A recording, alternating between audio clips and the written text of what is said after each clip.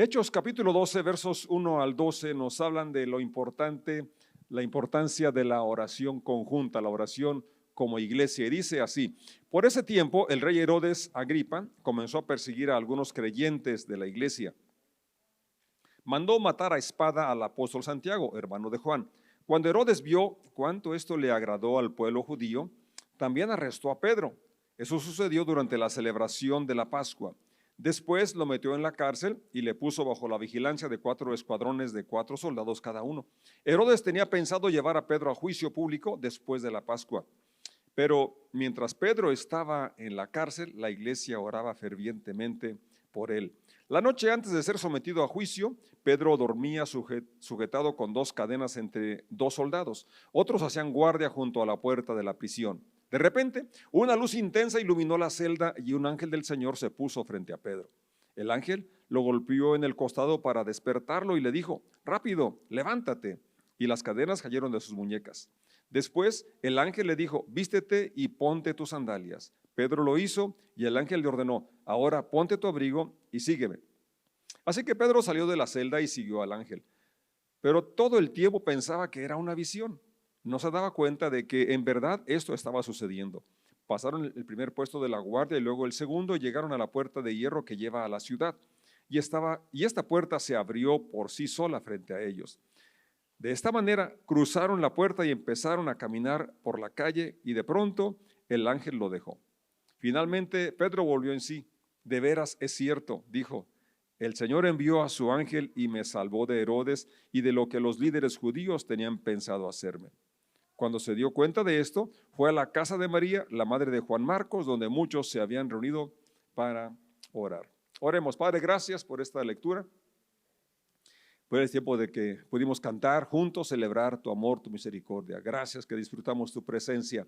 Y gracias, Señor, por este llamado que tenemos para unirnos como iglesias de esta región.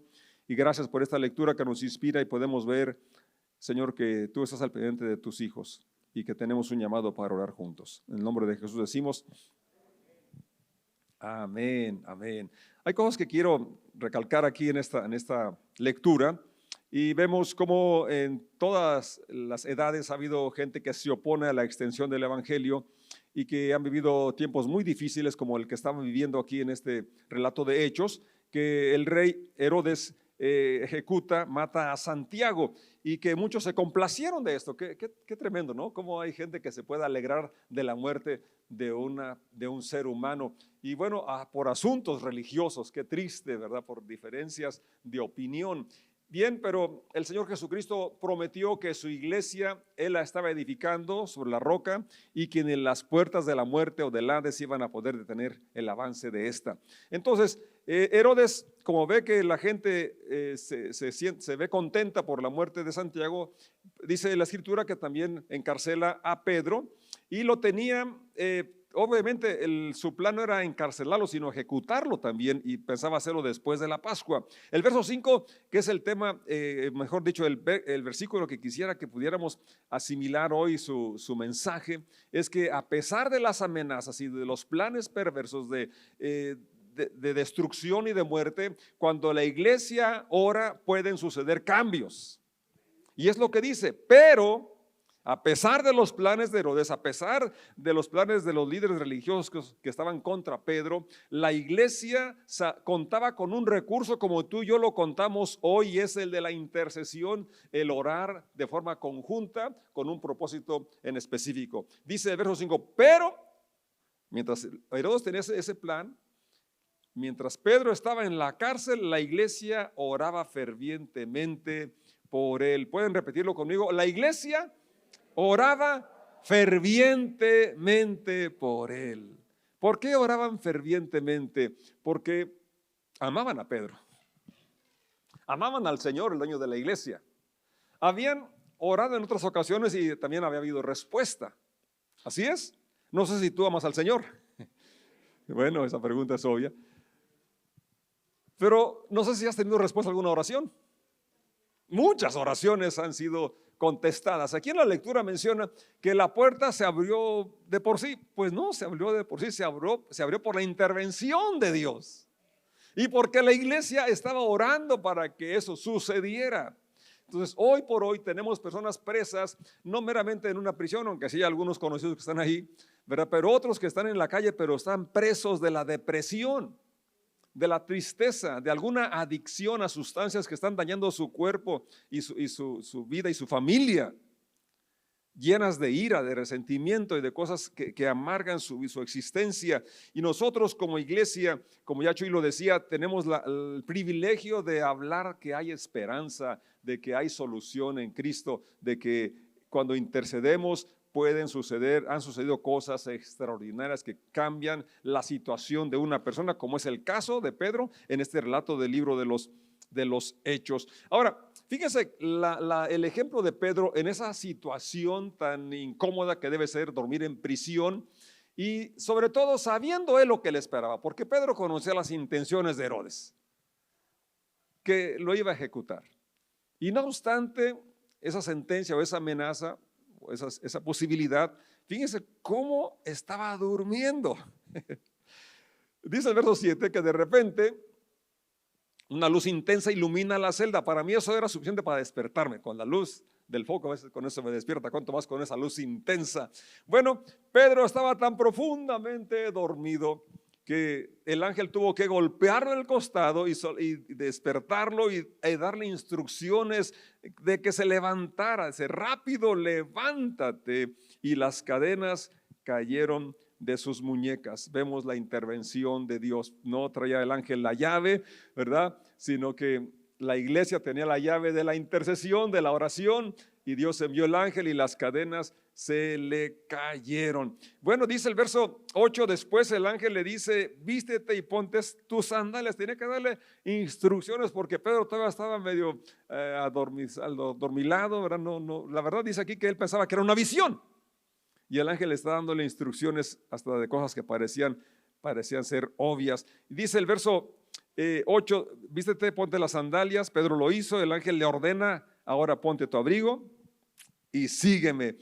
Bien, el Señor, bueno, dicho, aquí el relato nos habla cómo Pedro pasa, lo que ya comenté, la puerta se les abre y luego, ahora sí, Pedro se da cuenta de que no es un sueño, no es una visión, sino que lo está experimentando de verdad. Dice el verso 12, cuando se dio cuenta de esto, fue a la casa de María, la madre de Juan Marcos, donde ¿qué pasó? ¿Qué pasaba? ¿Qué estaba pasando? Así es. ¿A qué horas aproximadas sería este acontecimiento? Ya estaba dormido. No sé, quizás medianoche, ¿verdad? Es que ahorita que estaba el Chuy anunciando el evento, que es de 4 a 9, ya son muchas horas, son 5 horas. Y digo, bueno, pero, y luego me acordé de esta lectura, caray, no eran 5 horas las que estaban orando, tenían más horas orando, intercediendo porque había una necesidad apremiante. Y eso es lo que necesitamos estar conscientes de, que hay necesidades apremiantes a nuestro alrededor. ¿No es cierto? Aquí en nuestra ciudad ya no es la ciudad pacífica que era hace un tiempo, no muy lejano. Ahora la verdad, mucha inseguridad. Es lamentable que usted ve cada día el periódico en primer plano, ejecutaron a 3, ejecutaron a 2, hallaron esto, hallaron lo otro. Y no se publica todo lo que sucede, ¿verdad? Personas que están siendo amenazadas, ¿verdad? Personas que están sufriendo de violencia en todos los tipos, ¿verdad? Entonces la iglesia tenemos que darnos cuenta de la necesidad que apremia en cuanto a la inseguridad, en cuanto al desempleo, enfermedades terminales que están sufriendo personas que amamos, personas que son de nuestra congregación, familiares nuestros. Entonces la necesidad es apremiante, entonces es un llamado a interceder como iglesia. Yo creo que el asunto personal ya se supone que lo tenemos bien establecido, porque es el principio que Jesucristo estableció, ¿verdad? La oración en privado. Él dice, enciérrate, ora en secreto y tu Padre que oye en secreto te recompensará en público. Pero es un principio que los apóstoles conocían, pero sabían que además de la oración personal, privada, también es importante la oración grupal, la oración congregacional, la oración conjunta, que es lo que estaban haciendo los creyentes al orar ahí en la casa de María, al orar por Pedro. El Salmo 42 nos habla de esa oración privada o personal, Y también habla de la autenticidad de que se expresa la frustración, el desaliento que atravesamos en situaciones diversas. Dice el Salmo 42, verso 1 en delante: como siervo sediento en busca de un río, así, Dios mío, te busco a ti. Tengo sed de Dios, del Dios de la vida. ¿Cuándo volveré a presentarme ante Dios? Aquí se expresa ese anhelo que tiene nuestro ser interno, nuestro espíritu, de la comunión, de la intimidad con Dios, o quizás provocado por una crisis o una enfermedad que estamos experimentando nosotros o alguien muy cercano a nosotros. Verso 5: ¿por qué voy a desanimarme? ¿Por qué voy a estar preocupado?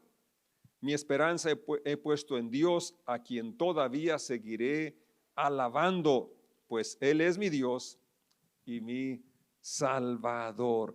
Bien, fíjense, ya mencioné lo de Pedro, que tuvo la paz de dormir aún con la sentencia de muerte, aún con la incomodidad de la cárcel.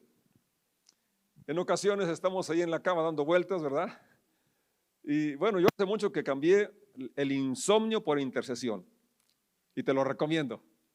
Si una noche por alguna razón se te va el sueño, pues aprovéchalo orando, aprovéchalo leyendo, y de eso es productivo, y además te vas a dormir, ¿verdad? Más pronto de lo que hubieras si quedas ahí dando vueltas en la cama. Bueno, el salmista menciona ahí esto, ¿no? ¿Por qué voy a estar preocupado? En lugar de eso, voy a poner mi esperanza en Dios. Es decir, yo ya he puesto mi esperanza en Dios, por tal razón no voy a preocuparme, voy a alabarlo, voy a declarar que Él es mi Salvador, que Él va a interceder, que Él va a intervenir en sacarme de esta situación compleja, difícil que estoy pasando. Verso 6: me siento muy desanimado. Se no esconde, ¿verdad?, esos momentos en los cuales todos hemos pasado un cierto desánimo. Por eso pienso tanto en ti. Fíjate qué cosa.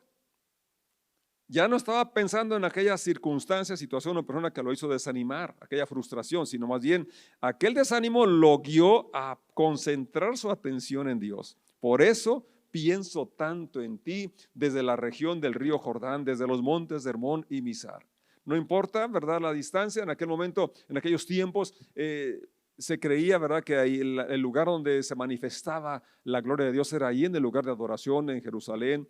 Pero hoy tenemos, según dice Hebreos, mejores promesas, un pacto, ¿verdad?, mucho mejor. ¿Por qué? Porque no es en el lugar exclusivo, sino donde quiera que estemos podemos clamar al Señor sabiendo que Él está con nosotros, que Él nos escucha y que Él nos responde. Verso 8: de día el Señor me envía su amor, y de noche no cesa mi canto, ni mi oración al Dios de mi vida. Fíjate cómo aquí el salmista habla de esa conciencia de la misericordia de Dios que es nueva cada mañana, y también, por lo tanto, esa respuesta de alabanza, esa respuesta de adoración y de comunión, mi oración al Dios de mi vida. Y una vez más se pregunta, entonces, verso 11: ¿por qué voy a desanimarme? ¿Por qué voy a estar preocupado si mi esperanza la he puesto en Dios, a quien todavía seguiré alabando? Él es mi Dios y mi Salvador. Qué declaración tan llena de fe, de confianza, que necesitamos hacer nuestra hoy por hoy, tú y yo. Amén. Así es. Otra faceta importante de la oración es ese tiempo de contemplación o de meditación en el Dios, al Dios que le servimos, que es un Dios real y que nos ama. Y que la oración no se limita solamente a pedir. De hecho, si vemos el Padre Nuestro, la oración modelo, dada en respuesta a la petición expresa de que se nos enseñe a orar, nos damos cuenta que inicia con adoración. Padre nuestro que estás en los cielos, santificado sea tu nombre. Se está exaltando, adorando, alabando a Dios antes de pedir. Y por eso una parte de adoración es bueno incluirla en nuestro tiempo de oración. Cantar de los Cantares, este libro, poemas tan bonitos, ¿verdad? Y que dice el capítulo 2, verso 10: mi amado me dijo, levántate, amada mía, ven conmigo, preciosa. Mira que ya no hace frío, ya ha dejado de llover. Han nacido las flores nuevas y los pájaros han vuelto a cantar. El arrullo de la tórtola se escucha en nuestra tierra. la higuera madura sus higos, y las viñas en flor esparcen su fragancia. Levántate, amada mía, ven conmigo, preciosa. Paloma mía, que anidas en las grietas de las rocas y en los riscos de las montañas, déjame ver tu rostro, déjame oír tu voz, porque tu voz es dulce y hermoso es tu rostro. Pablo dice que la iglesia es como es la novia, ¿verdad? Donde Jesús, Dios, es el esposo del novio. Entonces, sí podríamos ver, ¿verdad? Que aquí podría ser una declaración o una expresión del anhelo de Dios de que estemos en su presencia, donde anhelemos su rostro más que sus manos, su acción, porque siempre esperamos que intervenga para dar sanidad, para dar solución a los problemas, y es bueno. Él nos dice, clama a mí te responderé. Pero también es importante ese tiempo, ¿verdad? Donde solamente queremos cultivar la relación con Él, queremos disfrutar su presencia y como Él dice, ¿no? Quiere oír nuestra voz, quiere tener ese tiempo especial donde no es petición, sino adoración, donde es acción de gracias. Ojalá que podamos disfrutar esos tiempos y entonces la oración no verla como un tengo que, sino algo que se disfruta, algo, ¿verdad? Que nos sentimos privilegiados de acercarnos ante el trono de gracia para adorarle, como una amada que disfruta estar con su amado. El libro de Crónicas, en su segundo libro de Crónicas, capítulo 7, versos 12 al 15, dice lo siguiente. Luego una noche el Señor se le apareció a Salomón y le dijo, he oído tu oración y elegido este lugar como el lugar para que se realicen sacrificios.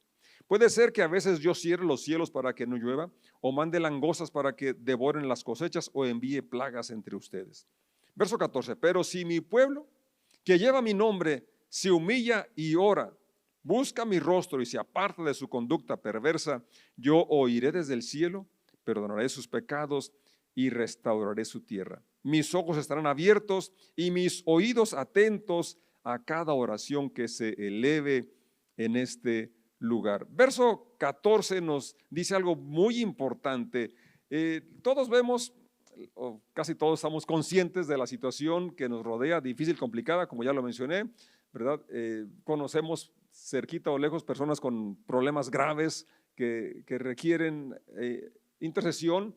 Conocemos la situación política, económica, problemas mundiales como la tensión allá en Ucrania. Y a veces culpamos al gobierno, culpamos a las personas, pero este pasaje más bien dice que la solución está en la iglesia. El pueblo de Dios dice, sí, mi pueblo. Es decir, que si la iglesia actúa en el papel que le corresponde, pueden cambiar las cosas. Es lo que está diciendo aquí. Si mi pueblo que lleva mi nombre, aquellos que me representan, llevar su nombre es que estamos en su representación en lugar de. ¿Qué debe hacer su pueblo, su iglesia? Primero, se humilla. Reconocemos nuestras limitaciones, nuestra fragilidad, reconocemos nuestra dependencia y ora. ¿Y qué? Y ora y busca mi rostro. Ya lo recalqué, ¿verdad? Que no solamente para pedir, sino pasar tiempo en comunión, en contemplación de su hermosura, de su santidad. Y se aparta de su conducta perversa. Y esto es importante, ¿verdad? Subrayarlo, porque a veces pensamos que conducta perversa pues es un asesino, es un pedófilo, es alguien que está allá, ¿verdad? Y bueno, conducta perversa es cuando actuamos contrario a la santidad del carácter de Dios. Cuando nosotros no estamos conduciéndonos a la altura de lo que profesamos y de lo que Dios espera que seamos. Y esto es importante, ¿verdad? Porque la Biblia nos habla cómo hay que conducirnos y además el Espíritu Santo nos redarguye, nos muestra cuando tenemos una actitud o una conducta que no es agradable a Dios, que va contra la esencia de lo que somos como hijos de Dios. Entonces, por eso es apartarse de su conducta perversa. Se aplica a mí. Fíjate cómo es una serie de cosas que necesitamos hacer: humillarnos, orar, buscar su rostro, y aquello que se nos ha mostrado, ya sea por la lectura o por lo que el Espíritu nos muestra a nuestro espíritu, entonces apartarnos de esa conducta. Entonces sí dice, yo oiré desde el cielo, perdonaré sus pecados y restauraré su tierra. Yo creo que sí puede haber restauración en nuestras familias, de armonía, de paz. Sí puede haber restauración en nuestra ciudad, en nuestro país, en nuestro mundo, si nosotros como iglesia tomamos este lugar que nos toca, que nos corresponde. Entonces dice la promesa, verso 15, mis ojos estarán abiertos y mis oídos atentos a cada oración que se eleve en este lugar. Yo te voy a invitar que te pongas de pie, por favor. Y oremos al Señor, le demos gracias por esta posición que nos da como iglesia de poder pararnos en la brecha, de interceder, de clamar y creer que el Señor puede intervenir, quiere intervenir para restaurar. Hay personas aquí en nuestra congregación que están batallando con el cáncer, batallando con el COVID todavía, con secuelas del COVID, personas que están así atadas al temor por las circunstancias que se dicen o las que están experimentando. Hay personas con desempleo, personas con limitaciones económicas, personas pasando por un divorcio, personas pasando por situaciones muy, muy complicadas. Y no podemos estar indiferentes, no podemos estar apáticos. Necesitamos como iglesia tomar ese lugar que se nos ha asignado, interceder, como la iglesia intercedía por Pedro en su momento, y el Señor intervino para liberarlo.